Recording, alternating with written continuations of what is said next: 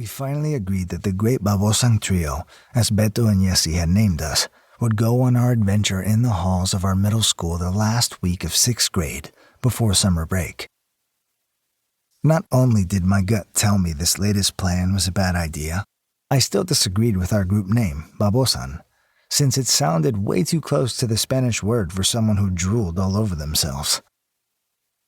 Beto, Jessie, and I gather around the slushie machine pushed in the corner of the cafeteria, next to the empty vegetable cart that students ignore to get in line for the frozen goodness.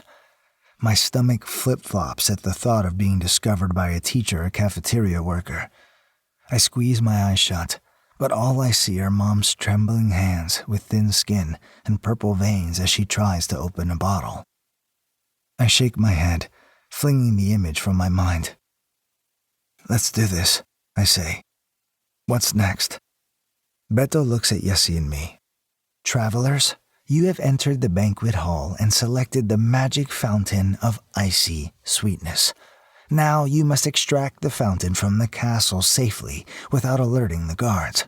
What spell will you choose to execute your mission?" Jessie shrugs.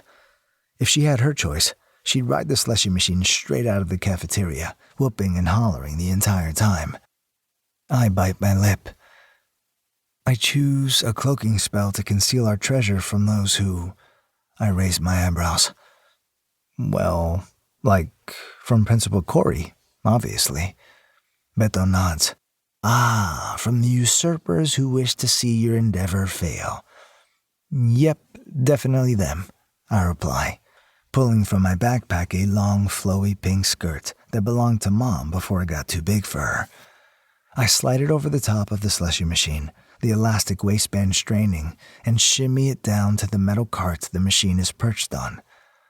Jessie unzips her blue Miami Marlins baseball hoodie and wraps it around the machine, pulling the hood over the top.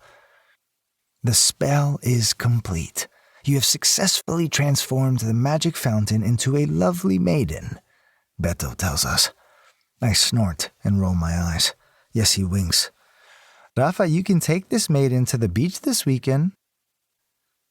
"She will return to her true form once she is freed from the castle," Beto says, shaking his head. "Also, she doesn't like sand." We slowly move the slushie machine across the floor, its flowy fabric catching on the wheels. Beto yanks the bottom of the skirt up. "Hey, careful with the maiden," Jessie says. I peek out of the cafeteria, making sure we don't run into a custodian, a teacher, or Principal Corey. Luckily, it's the last week of school and most employees have been zombie walking right behind the students the moment the final bell rings. I've been staying in the library after school until the librarian kicks me out and makes me go home, something she's been doing earlier and earlier each day. The dungeon masters are exhausted from their long day of torturing peasants and have all retired to their quarters, Beto says. "Huh?" I look at Beto, scrunching my eyebrows together. "The hallway's clear, bro." Jessie pushes the cart down the hall as Beto holds the skirt up. I scan the hallway, praying no one sees us. What if Principal Corey has a secret dungeon below the school, where she strings students up by their toes over pits of mutated piranhas? What if the slushie machine suddenly explodes, plastering our kidneys, intestines, and shriveled brain bits all over the windows? We roll the cart toward the side doors at the end of the hallway. All we have to do is make it out the doors, and then we can roll the slushie machine down the sidewalk, across the street, and into the record books of the forgotten age.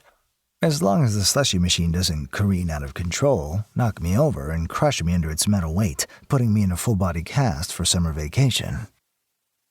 The hallway slopes down before the doors, the floor covered with bumpy plastic circles to keep kids from gaining too much speed as they launch themselves out the door after the last bell rings.